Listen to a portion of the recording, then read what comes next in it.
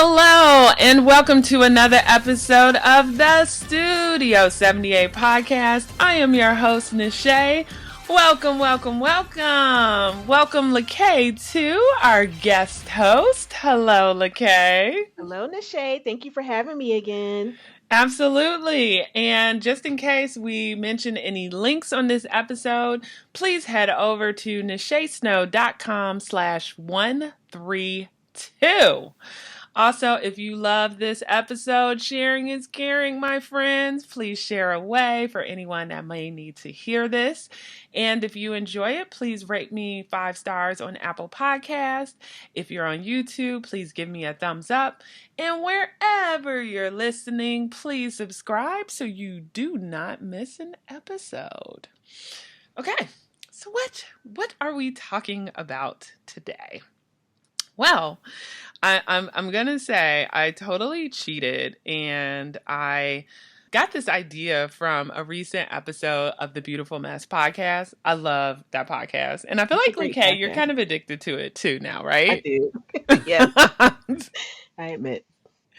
It's just like a feel-good podcast. Two sisters talking about home decor and their business ventures. I love it. It's just like an easy listen on the way to work. I don't know. I like it. And they're so nice to each other. Like, that's how nice you should be to me all the time. I mean, no. I have to give you a kick in the butt when needed. And I'm sure they do that to each other just off air. Okay, I'll do that. But today, what are we talking about today? So they had this episode where they're like, who's on your vision board? Which I thought was interesting because when I think of a vision board, I put things on my vision board that are like specifically goal oriented and not necessarily people that inspire me. But for them, they actually put people that inspire them. And it was interesting when I brought this up to Lakay because you do that too, right? So initially when we were talking about the topic, it was like people we admire. You know, I had different camps. I was like, okay, well, I have a lot of interior designers that I admire. Of course, I have a number of photographers I admire. But when you switched it to vision board people, I got super excited because I do actually have people on my vision board. I thought I was weird for doing that, but I guess that's a thing. So I'm so excited. And it gave me instant direction to know how we were going to approach this episode. Yeah, I'm excited. And what we're going to do is we're going to go back and forth and we're going to go with our top 3 people. And depending on how much of a love fest it is with the people that we mention and how long we talk about them, we may also just throw in a couple of other people at the end. And know that mine aren't on my vision board because I don't do my vision board in that manner. But my top 3 people are people that I have admired for over a decade. Like, I feel like since I was in high school, my list really hasn't changed. Of course, there are other people that I admire too, but these are my top. My top. Mm-hmm. Okay. So, do you want to start or shall I start? Well, since I'm a guest here, I guess I'll go first. You'll grant me that. So, the people who are on my list they're aspirational, but kind of at a different level. Like, I already know the people on your list, and the people who are on mine are not at the same level, but they're super important as far as giving me inspiration as an artist and a businesswoman. So I'll start with my first person is Ava Duvernay. Ava Duvernay is a filmmaker. She's roughly in my age group. She's made inspirational films like 13th. Well, I won't call that inspirational. She has a series of films that are very eye-opening to the plight of Black people. And she's not afraid to tackle hard topics when it comes to making sure information gets out there about, just travesties or things that happen, like the Central Park. What's the name of that movie? I got to figure out the name of that movie. It's Nache. But anyway, so it's that, but she also has shows like Queen Sugar, and she's directed A Wrinkle in Time that Oprah starred in. So she's just phenomenal. And what I really admire about her is, in addition to the things that she tackles, she also has this incredible eye for beauty and design, and her visuals are just stunning. So if you ever watch some of her films, it's not just, straight documentary style. It's always with an artistic eye that comes along with it as well. And I just think it's just beautiful.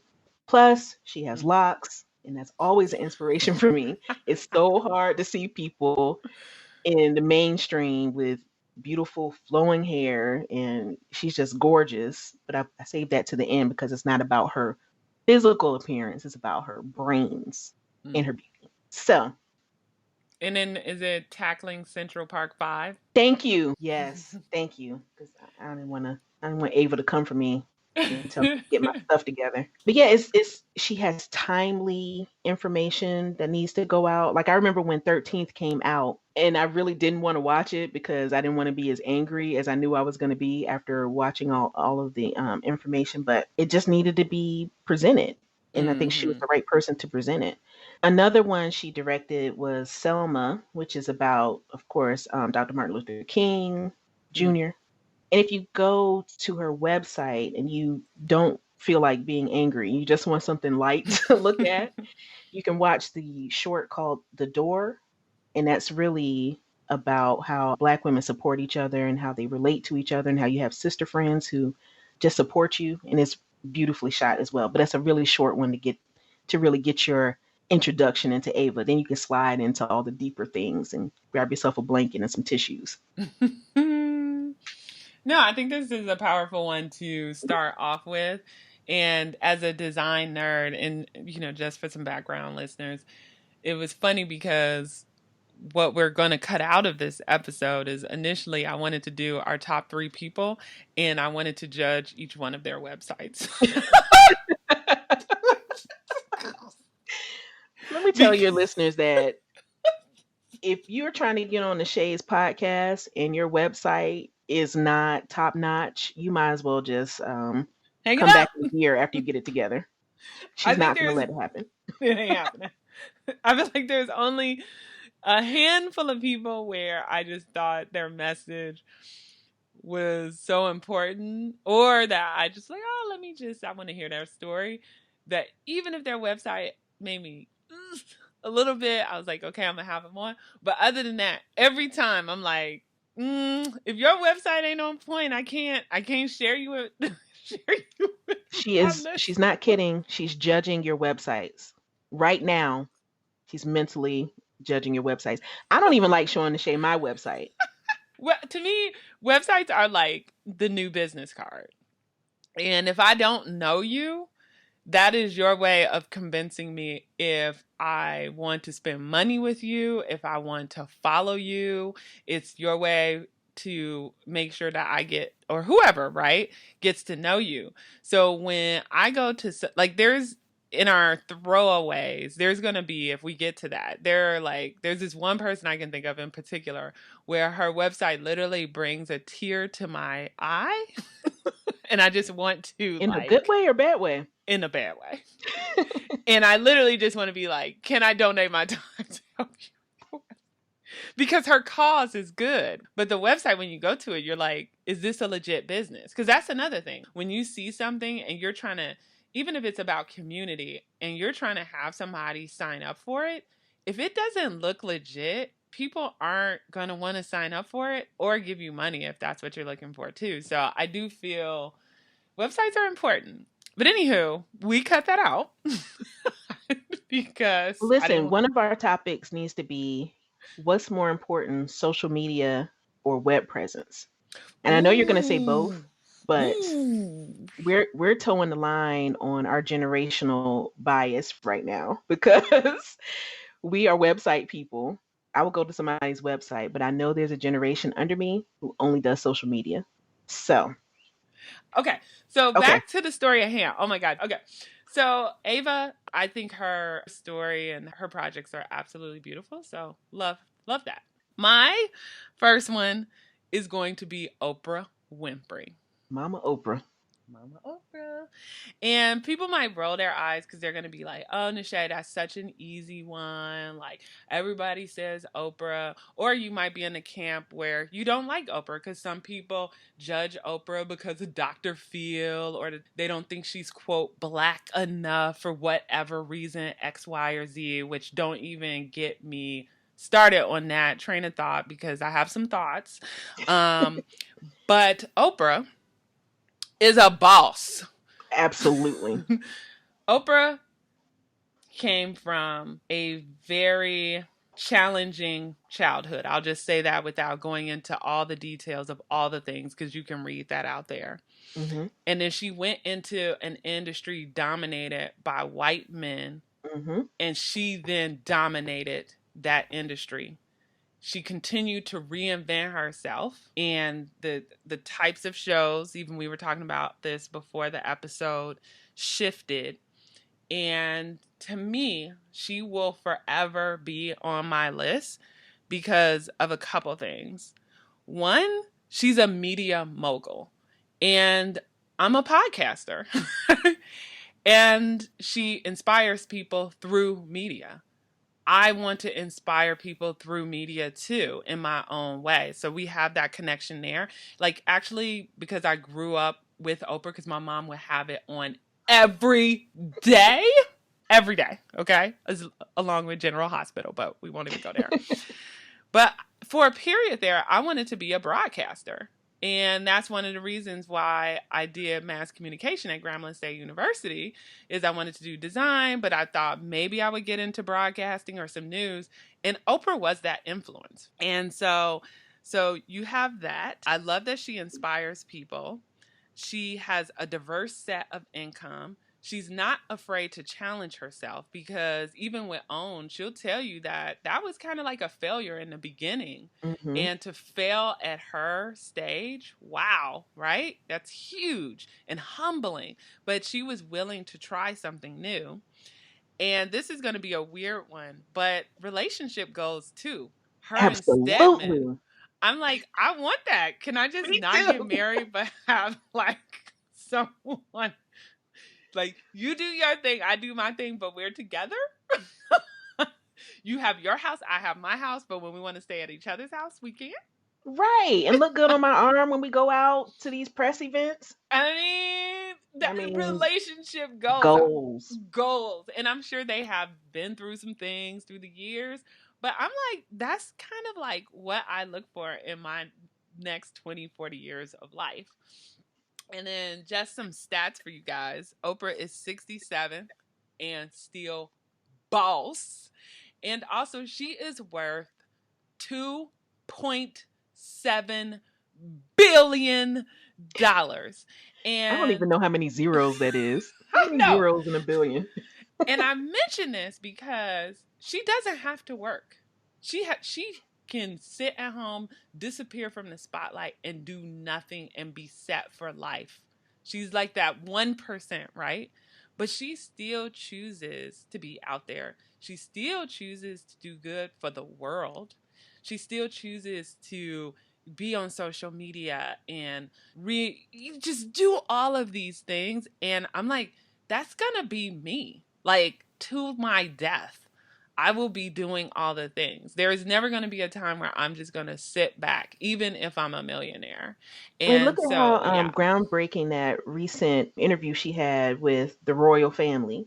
You know, Right? who can do that but Oprah?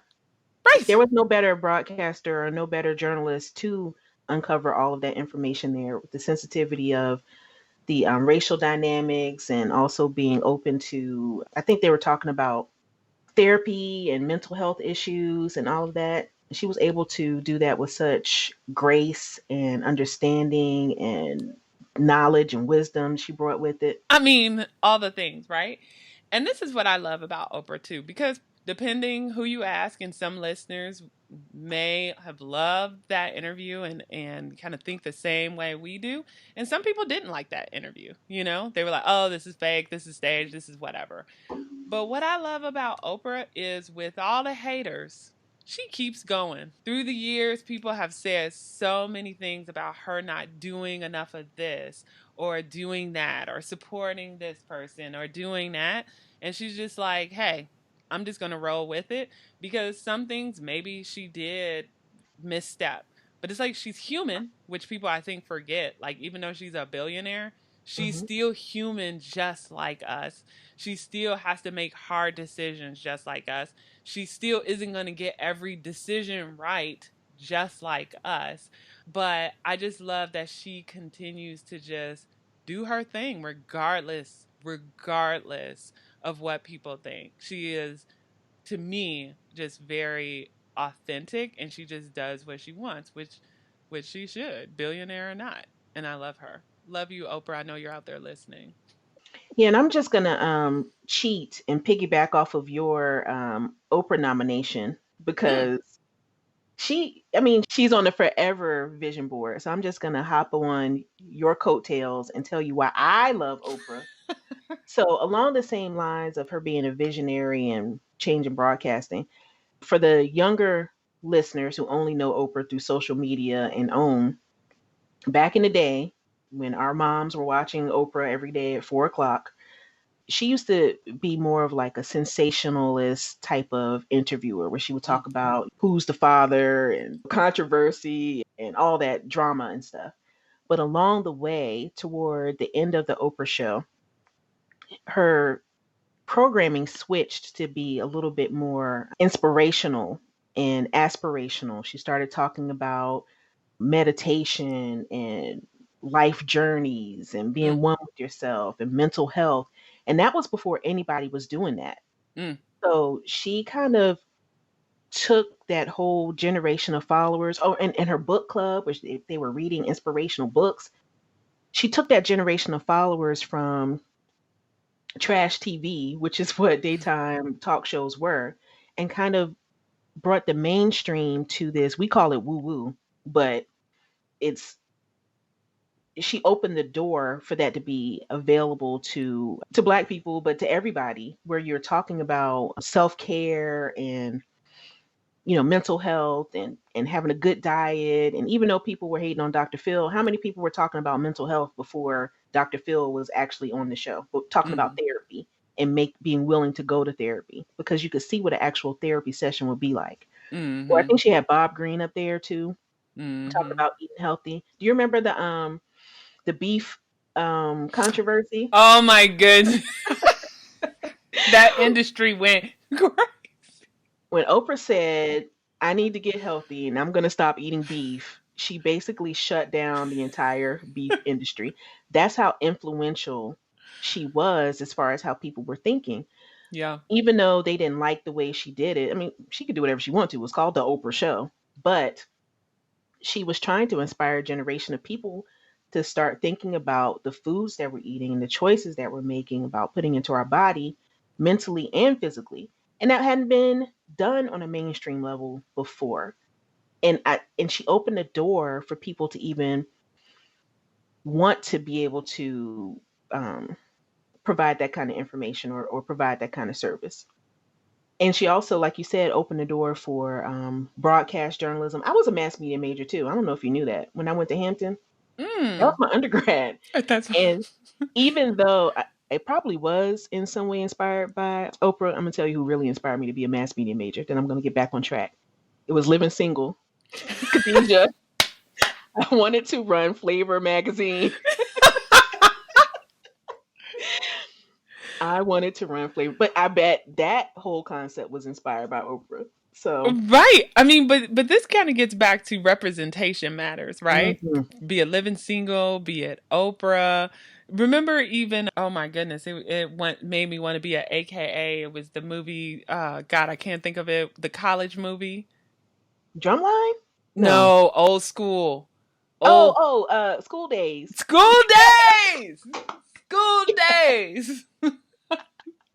But but Ooh, but and when then A you Different see World. right, but when you see all of those different things and families, I mean, I'm gonna mention this, but we all know the Cosby Show. But Oh let's man. I know let's take Cosby away from that. But just even that show, Black Family, a Well, Black Claire was doing it influential though. family. We can rename it the Huxtables. We Yes, can make it and all about just Claire and Claire. her Yes. influence. But the thing about it is interesting, like when you see Black people doing things like that, being professionals, being admired, being able to disrupt the beef industry and having a voice like that, it inspires you to do great things because you see it as you're growing up. And so when you do start to become an adult and develop as an adult, you see what's possible and you want to do it. You know? I don't know. So thank you, Oprah. Thank you, Oprah. Okay, next, because we could go on Oh, about Oprah could phew. be a Okay. whole show. Right. Exactly. So my next Nache is not a single person, but this Mm. is a thought, an idea, an aspirational group that I'm trying to break my way into. There's a group of young or youngish Nigerian American women who are just so on the ball. It Mm, is so mm, inspiring. So I'll just give you three of the several who are on my list. Tiffany Aliche, Lovey Ajayi, Yvonne Orji. There's so many more, and they all know each other too. So I hope they're listening because my last name is Umba. I'm trying to get into that group. You hear me? It's Nigerian American women are on it.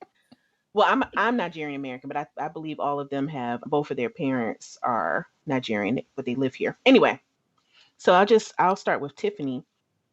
She's first and foremost on my list because we have similar trajectories, or I'm trying to be on her trajectory, where she had a lot of struggle during the recession. She lost her house, she lost her job, she was living back home with her parents for a while. And then during that time, she kind of brainchild this idea of, I know how to make money. People come to me and ask me how to budget and save and all that. So she took that idea from something that she knew how to do really well and made an entire business out of it. So she wrote a book. Now she has a membership site that is doing very well. Oh, she has two books. She has a children's book. She has several books. But anyway, I'll let you mm. all research her. But she's just on it. She's on the ball and she's not afraid to share her information with other people. So she'll even hop online every now and then and just drop jewels to anybody who's listening. And I think that part of it too is the knowledge and the sharing. In creative industries, people tend to be very precious about their information and they don't want to share it. And there's also like this whole crab in a barrel theory that people have, but she's not like that. But it's all that entire group, and they are very proud of their Nigerian heritage, Mm. and that's like it makes its way into the dialogue often. And the reason that sticks out to me is because growing up with my very African name, I was always kind of singled out, or I felt a little bit different when I was growing up. There weren't a lot of Nigerians in my area. So now that I'm an adult, I'm getting a greater appreciation for my heritage. And it's really, I had to do some research, I had to do a lot of soul searching because in America, back in the day, it was not quote unquote cool to be African. I'm just going to go ahead and put it out there. So now to see so many people just being, and this is across the board, I think the last few years, people have just embraced their heritage in such a beautiful way. Mm, mm. All the culture is just, well, for the ones who are, I'm guessing your listeners are people who embrace various heritages. Not everybody does, Yeah, I would think so. but that's the group I'm trying to break into. I'm trying to be up with the 40 plus Nigerian American crowd. But they're boss, right? I Yes, they're mean, doing they amazing. are admired by many, and they, in their respective industries, have made a huge difference. Like even Tiffany from the Budgetnista. I'm Hmm. big on money. So, any way or how we can inspire women, in particular minorities, to get on their money game, Hmm. I am 100% for that. And so I love that she has created this brand that has inspired so many people, in particular women, to figure out like their money situation and to build generational wealth and to not live paycheck to paycheck. So, yeah, I mean, each of them in their own respective industries are making a huge difference. And so, yeah, I like that. I like the collective. Yes, my collective. So They're all together. if the collective is listening out there, Let me in. reach out to Lakay Umba. She should be part of the collective. I just want to go to one dinner and just have the biggest plate of jollof rice and just enjoy some good music and put on some beautiful African clothes. And I just want to go for it. Yeah. That's the goal. No, I love it. Okay, who's next on your list? Okay, so next on my list is another boss, and I've loved her since the beginning, and people are gonna have feelings about her, and I don't care. Martha Stewart. Love Martha Stewart. I there are just so many things that I could say about her. But I love like kind of like Oprah where she has reinvented herself. Like she actually started out as a model, which is kind of funny because my last What? person, yes, she started like when she was like 13 or something, she was a model. And then I forgot kind of like what she did after that. And she was inspired actually by somebody else who I think is a boss too, who's Julia Child. Because what I love about Julia Child is she is an example of it does not matter what age you are. If you want to learn something new and reinvent yourself and go in a different direction, all you have to do is put in the work, you know? Mm, And so Martha Stewart, like, I believe, started cooking using Julia Child's mm. recipes and her cookbooks. And then after that, started to kind of slowly build this empire. And I just remember when even the Martha Stewart magazines came out. I don't even cook. I don't like to cook, but it was about cooking and home, and they were just so beautiful. And I used to really have this thing for magazines. Every magazine you could think of, I used to have in my collection, and her magazines were like probably in my top three. They were just so gorgeous. Was she beside Oprah magazine in your? So it's interesting because even though I love Oprah, I was never an Oprah magazine How person. dare you? That was the best magazine on the face of the planet. It still is. But we're not in the Oprah segment right now. It's not that I thought her magazines were bad. They just weren't my type of magazine. How My dare type you? is like where like home decor, creative design. You know what I'm saying? Like Oh, really more of that using special papers and just beautiful magazines. Where Oprah's was like more kind of like woo woo a little bit, like that, which just wasn't my thing. But Oprah, I still love you. Still reach out to me. I think Oprah knows now who's the true fan and who she should reach out to first. Because only a true Oprah fan would appreciate every industry she has, especially the magazines. No, I love her magazine. I love the branding of it. And I remember reading a story about why she decided to be on every cover of the magazine. I thought that was genius. So my hat goes off to Oprah and her magazine, but it just wasn't one that I was going to purchase. Sorry. I think she knows. Now she knows. But Martha's magazines I did have in the beginning.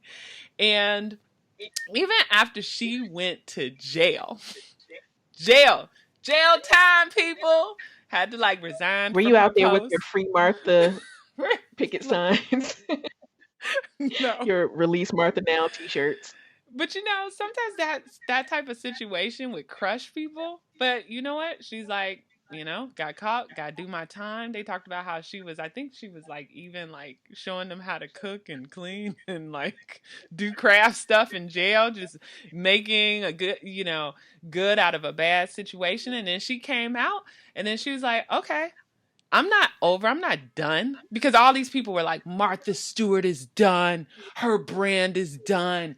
She's over. Stronger than ever, people. Stay away, haters. you I know? think she even got into the Kmart after she was in jail. Didn't she have that whole big Kmart line?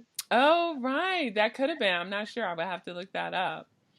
But I she's think it done a was. lot since jail. Anyway, I just love that Martha was able to reinvent herself after prison and that she continues to be a boss. And I will just end my Martha rant. Well, it's not a rant, but love fest with that Martha is worth $400 million. And again, it's Wow. not all about money, but there are fewer women in that millionaire and billionaire camp that I just felt like I needed to kind of point this out that both Martha and Oprah are those 1%. It should be more of us, but they were able to break in and do it. But you know what's interesting about that is I know you are referencing heavily the money. However, they are making money from doing things that's traditionally considered quote unquote women's territory or women's crafts. Mm, So, which has traditionally been in a patriarchal society has been looked down on. So you're making money from talking about feelings, or you're making money talking about crafting and making your home look pretty and all that, but you're able to take that crafty, feminine, softer side and also still create business from it. So I think that's the aspirational thing that you're attracted to, because we have women driven businesses. We market primarily to women, and sometimes people have a tendency to look down on that because we're not in the sciences, we're not, doing that kind of stuff. We're doing things that are considered to be crafty or considered to be feeling based, but they're making money from it. yeah, I agree. I agree. Okay, so Okay. enough about Martha. Who's next on your list?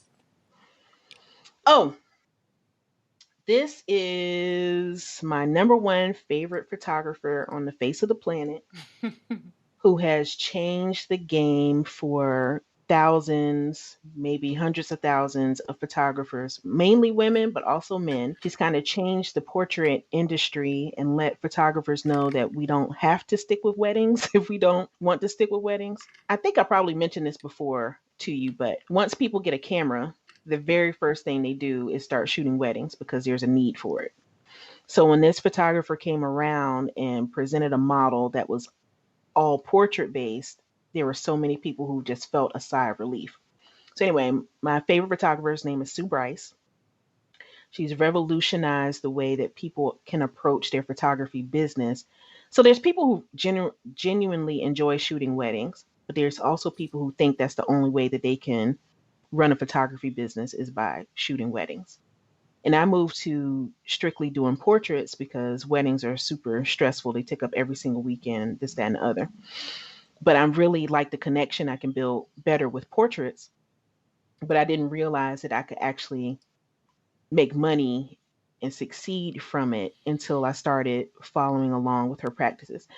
So, along with her business model, her style of photography has also inspired a whole generation of photographers. Um, you might notice her style is very glamorous, it's very magazine style, and it wasn't necessarily like that 5 or 6 years ago, as people have begun to follow her and figure out who she is. She's she used to do primarily photos, but now she's more of an educator. So I think she has like three businesses now. So she has Sue Bryce Education, she has Sue Bryce Portrait, where it's probably 3 years before you can get her to photograph you now. Her educational site is a membership based site. And yeah, and I just if I were going to meet anybody physically in person besides everybody else on my list, actually, I want to meet them all. Never mind, I take that back. But I'm going to meet Sue Bryce maybe next year. No, that makes sense. I'm of course not as familiar with Sue Bryce, but when you told me about her and I went to her website, I liked it. So now I'm allowed to like Sue Bryce because her website passed. Pass. But yeah, she has a very distinctive style, and I love that her photos are very diverse too, Mm. because I know that lighting is very different on different skin tones and not everybody gets it right, but she literally has photographed every shade, you know, and there's something like romantic about the style of her photos. That's the best word I can think of now, and I think it's because of the gowns that are Mhm. featured. But yeah, has like a very distinctive aesthetic, which is very beautiful. So Sue Bryce, if you're out there, if someone knows Sue Bryce, I mean, you know, connect her and Lakay. Oh, I'm gonna meet her.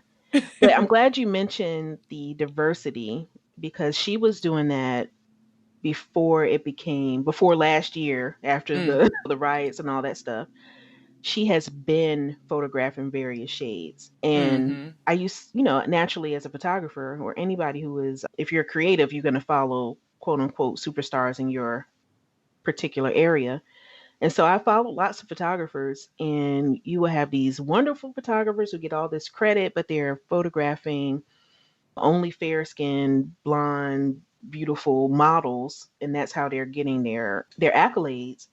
But to be able to photograph very dark women, she photographs very curvaceous women, Mm-hmm. and she makes everybody look beautiful. And she has always done that, but then she taught other people how to do it, which is amazing.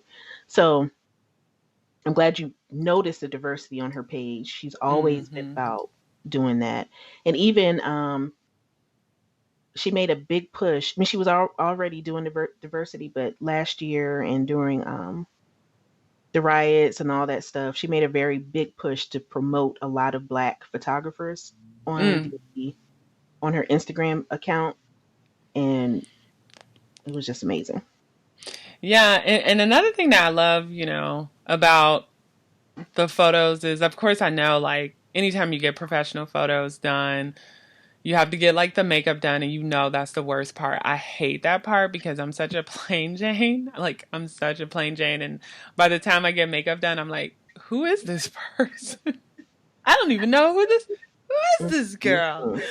But her makeup, or at least the makeup artist that she chooses for her photos to be a part of her shoots, rather, it's not overdone. I feel like it's very soft, and I love that. It doesn't feel over the top. Mhm. It's very neutral, muted. Yeah. Okay, next time you do my photos, I need a makeup artist that can do it like that. You're right. You're right. We'll talk about that last photo shoot at some other point. But so that whole model of doing a consultation where you talk to your subject before you photograph them, you have the makeup artist come in, they may do hair. Black women aren't fooling with too much hair on the day of, so usually that happens ahead of time. My current makeup artist does, she can do styles, Mm. and the whole wardrobe thing and showing the pictures and putting it to music, all of that model came from Sue Bryce. And if anybody who is shooting now tells you otherwise, they're lying. They don't want you to know the truth. Sue Bryce has influenced that whole glamour genre of photography. And I love it. It feels like such a great connection that you're able to build with your clients. So you're giving them an experience. So prior to that, if I were photographing somebody, yeah, I'm pretty good at what I do. I've been doing it for a long time, but it would be more just like the people would show up, spend an hour or two doing some stuff, chasing them around the park. Whatever looks good, I'm gonna snap it. If it look good over here, I'm gonna snap it. But her style is more intentional, Mm. and so I spend a lot of time now before the shoot planning it out, figuring out what I'm gonna do, how the backgrounds are going to relate to the clothing. And I love the makeup portion of it. That gives me more time to breathe before the session starts. So now it's more enjoyable for me. And I feel like it's an experience for the clients who I'm photographing. So, Yeah. Well, before I go to my last person, just a little shout out for people who want to. I mean, of course, we're going to have the links to all of our favorite people. So I'll have the Sue Bryce link. But if you go to Lakay's page too, lakayumba.com, and go under galleries and portraits, you will see her style of portraits and see a little Sue Bryce in there. it's inspired. Yeah. I think every photographer is going to put their own spin to it because I'm not her. No, you have So, your own distinctive style. yeah, but I appreciate that she was willing to share her photographic knowledge. And also thank you for the website drop. I You know, appreciate that. I'm just saying, check it out, people. Okay, so rounding out my top three is Tyra Banks. And I forgot to say, Martha Stewart is 79, still doing it.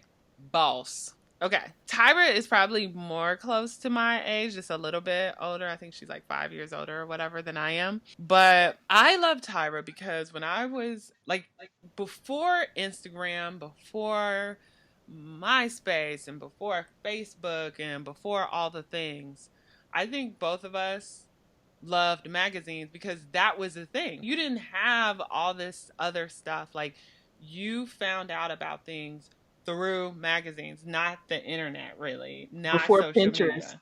I would Before clip out Pinterest, before all of that.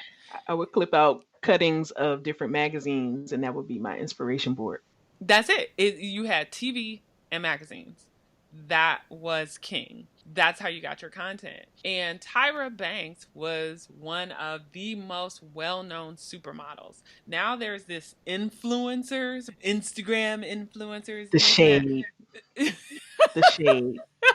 Because I'm old school. But back then, it was supermodels. They ruled. Supermodels ruled before Kardashians were a thing, and who else? Whatever else. Paris Hilton and all of that. Because I feel like it was supermodels, and then you had like kind of the Paris Hiltons, Kardashians, whatever you would call them. And now it's really about like just How many followers influencers, you have? social Yeah. media influencers. Hmm. So we talking way, way back, people. Tyra Banks was one of those supermodels known all over the world. But when supermodels started to die out and get replaced with the Parises and the Kardashians and whatever else, a lot of those supermodels, not all, started to fade away. And you're like, well, what happened to them? Not Tyra Banks.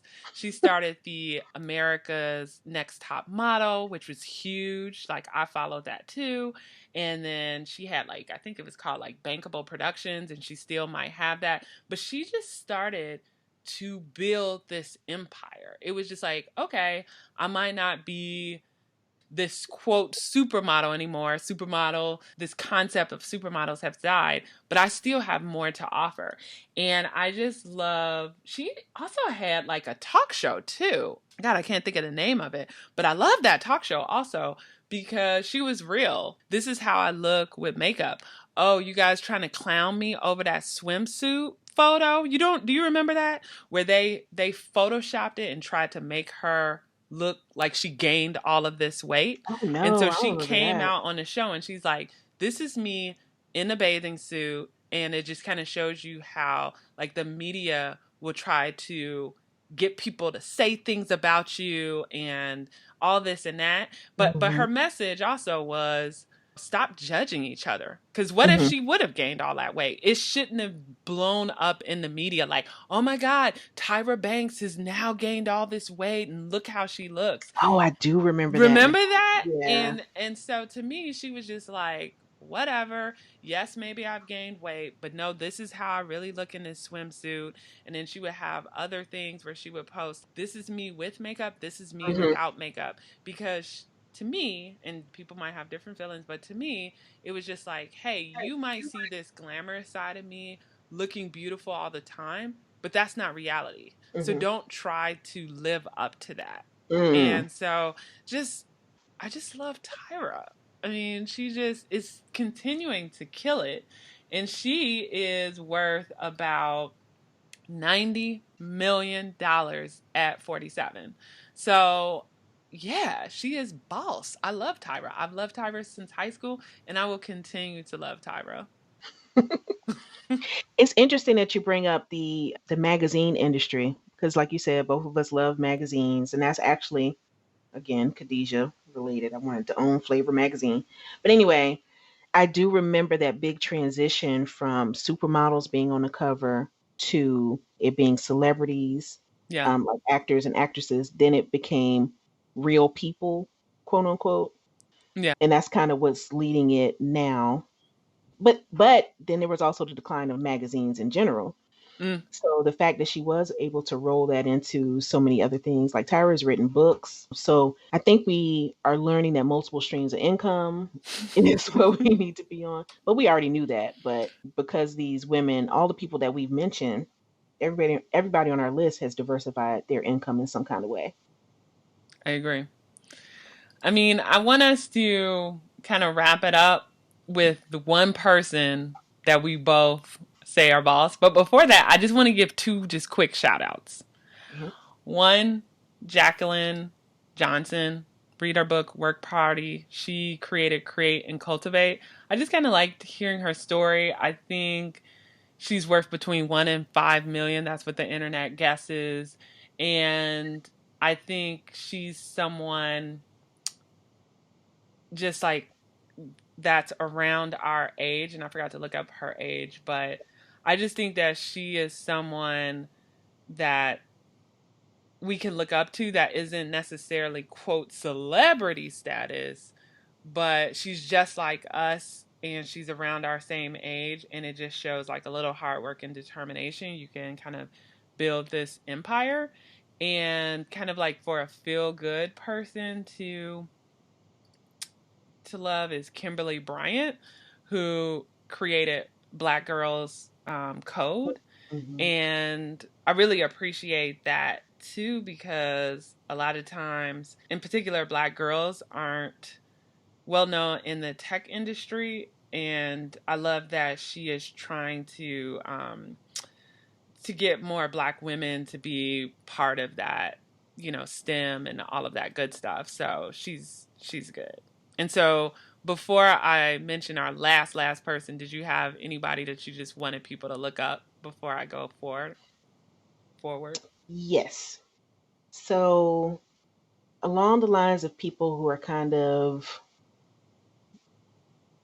we can't call them regular people. I just think the whole, Because they're all regular people, but some are like celebrity status, and some are just like, I think what's I don't know. happening is there's careers being created now that we couldn't even envision when we were in school. Mm. So the whole influencer generation, we tease about it because we old, but things are being created that we don't even know.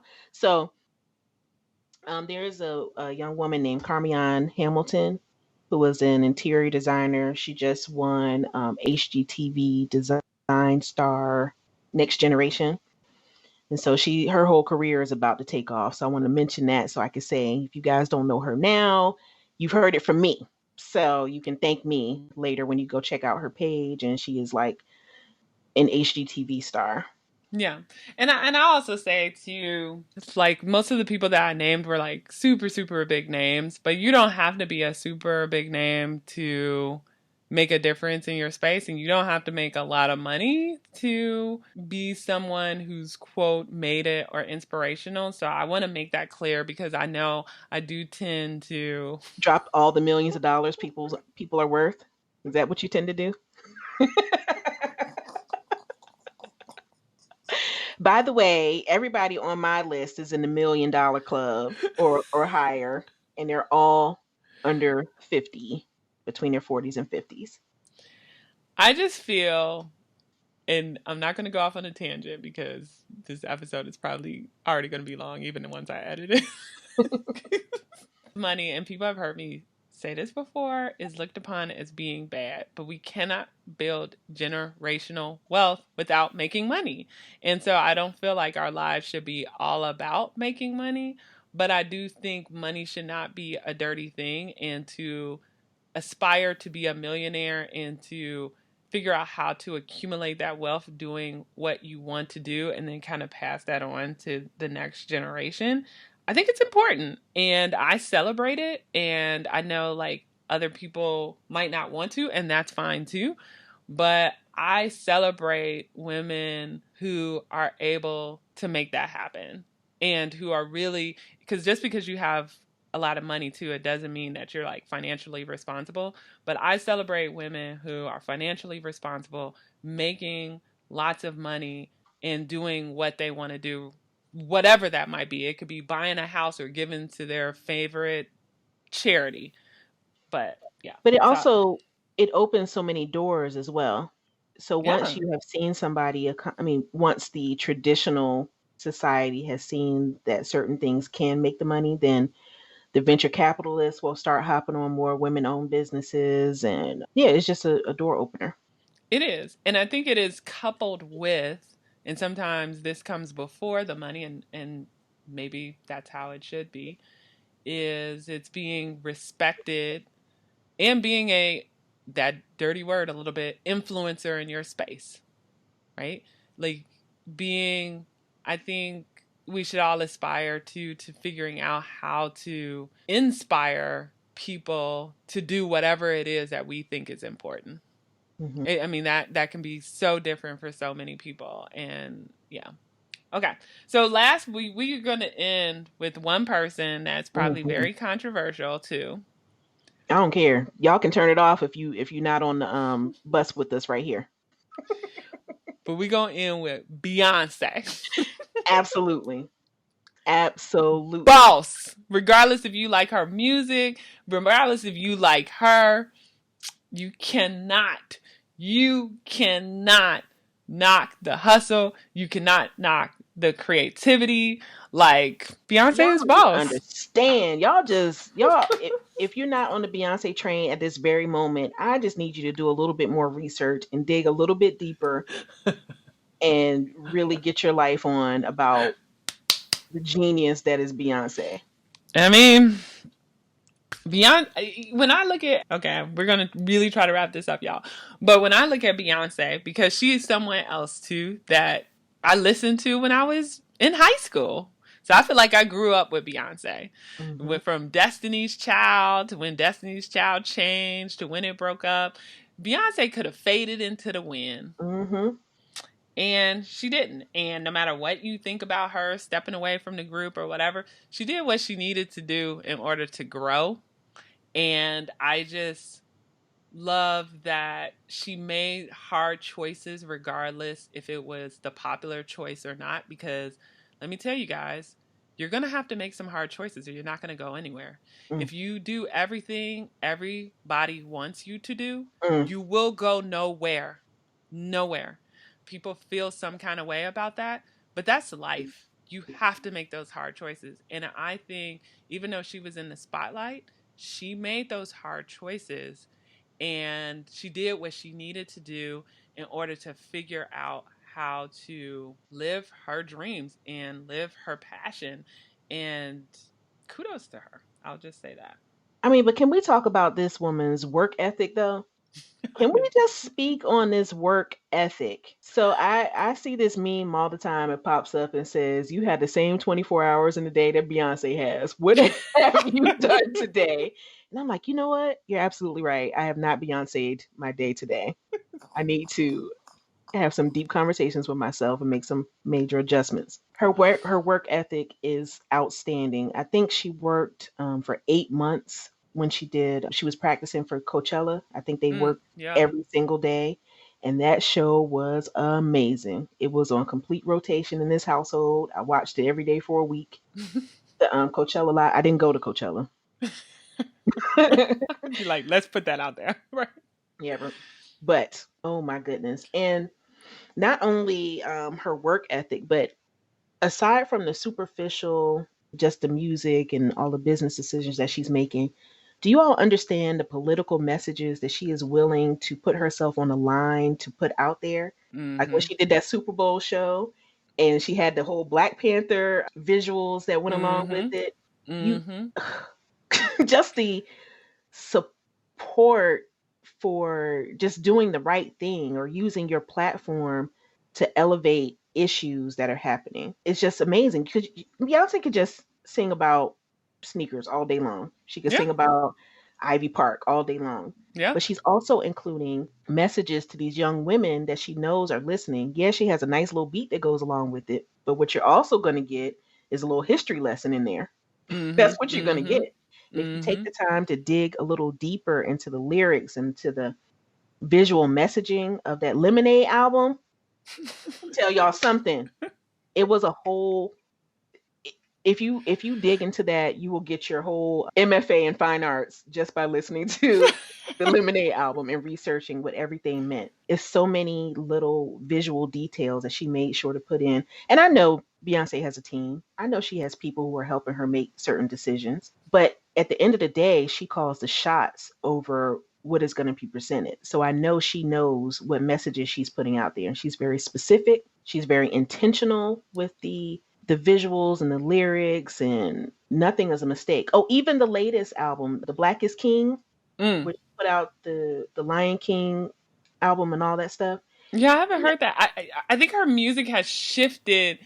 Even though I am a Beyonce fan, I think the type of music she puts out now doesn't resonate with like the type of music I like now. So I'm gonna even put that out there, even though I still respect and love her as an artist. So I haven't heard that. I'm sorry, Lakay. Once again, I would like the record to show that I am the bigger fan. So when Beyonce and Oprah come checking for this episode of this podcast, I need them to know that I'm the true fan. They should put me on first. Now, my music style is like 60s, like Leon Bridges type stuff. Beyonce ain't like doing Etta James type music. And that's like my But she style of could. music. And she could, but she doesn't. That's why I'm not like really into her music now. But I do love her. Beyonce, I love you. I know you're listening to. I love you. But okay, so look beyond the cute outfits and the long blonde hair, and y'all really need to investigate what Beyonce is really talking about. And she's really smart. She is really smart. Every person that we named on our list, like I said, I'm going to say it again because it's very important, had multiple streams of income, so that when things happen, the recessions or whatever hits, you're working constantly. You have other interests that you're fueling, and you're not gonna fall apart when disaster strikes. And I'll add to that, and this is kind of hard for some because people always say, "What's your niche? You got a niche down." Blah, blah, blah, blah, blah. But they each kind of had their thing. Like Beyonce is an artist and a musician. Tyra Banks, it is beauty. Oprah is a media mogul, right? That inspires people through the media. Martha is home. It's something, be it cooking, home decor, whatever, it's in that home space. Budgetnista, it is the budget stuff. Ava, it's movies, the entertainment industry. Everybody, and who did I miss? I missed one person. Well, Sue Someone on Bryce is your list. photography. Oh, Sue Bryce. Right. And Sue Bryce is photography. So everybody has their niche, if you will. And so I think it's figuring that out too. What space do you want to have your impact in? I think Lakay's space, and you correct me if I'm wrong, is photography, even though she's going to diversify her income to education and things like that, but it stems from photography. Mine is kind of like Oprah. Mine is, I feel like, media based. However, my niche is for creatives. Like, I like to inspire others to follow their passion, regardless of making money or not, but usually for making money. Nothing wrong with that. Through media. And so, know your niche. Beautiful. Okay, guys, we're going to wrap this up because, as you see, Kay and I can go down a whole rabbit hole. Like, Poor rabbits. I don't even know how I'm Take going to them out of slice there. and dice it. Know that as I'm recording this, we are already at 1:20. So if I am able to edit this down to less than an hour, it would be a little bit of a miracle because I'm going to want to keep all the things in. But anywho, if you want to be part of this discussion, go over to nachesnow.com/132 and you can leave a comment under the post. If you see the post on social media, please feel free and leave a comment there. You can send me a DM message. You can send me an email with your thoughts, hello@nachesnow.com. And you can DM Lakay, even if you're like, yeah, Lakay, you tell her. I can't wait for those messages. And when Oprah and Beyonce need to reach out to me directly, I need you all to DM me. You all can email me at info@lakayumba.com. Don't worry about Nache. I'll just pass on the information. Maybe. Lakay, #true fan. Exactly. And if you enjoyed this episode, Please rate me 5 stars on Apple Podcasts. Subscribe everywhere. If you're on YouTube, give a thumbs up. And then the last thing I want to say, because I feel like I'm sharing these conversations between LaKay and I, because we're just giving our opinion. And the internet and the world can be kind of funny about people giving their opinion. So please don't feel some kind of way and send us any bad messages, because I've seen that with other people. And just know that this is our opinion, and we know that there are other opinions out there. And we're not saying our opinion is superior. We're just providing what we think, and we want it to be an open conversation. I think I have a great community that is open to different thoughts, and I want to keep it that way. I just want to remind everybody of that. Kindness is king. All right, everybody. Thank you. And be sure to give us a follow, give us a holler. Bye. Bye.